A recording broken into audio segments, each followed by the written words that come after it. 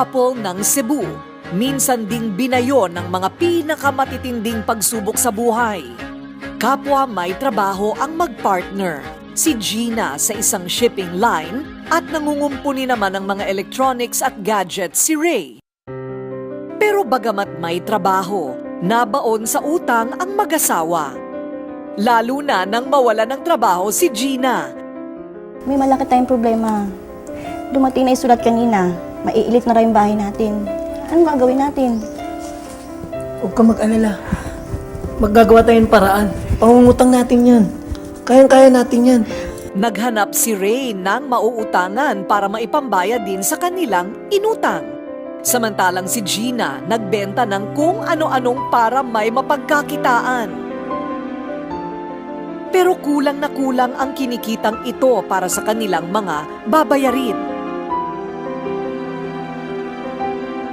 Magmangutang na naman si Ray para pambayad sa ibang utang kasi nasisingil na. So, kung manangutang ka ng isa, dumadami. So, wala akong savings, wala kaming naipon.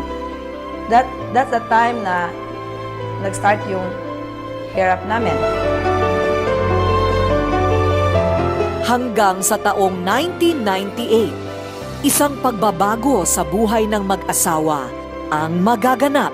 Pero wala pa rin pambayad ang mag-asawa para maging miyembro ng IMG. Kaya, nangutang muli si Ray sa isang kaibigan para makapagbayad ng membership. At sa maniwala kayo o hindi, makalipas lang ang isang taon, nakabawi silang mag-asawa. IMG changed our life because we're able to pay all the debts. We have debt-free, at the same time we're able to pay our house mortgage. Kapwa may magandang posisyon sa IMG ang mag-asawang Gina at Ray.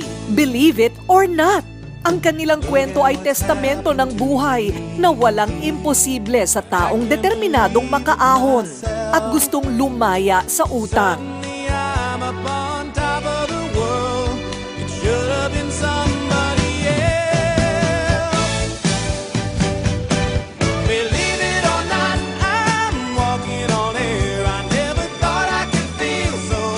Kwento ng partnership na ang resulta ay tagumpay. I'm Jenaline Labrado. I'm proud to be part of IMG and I love this company so much.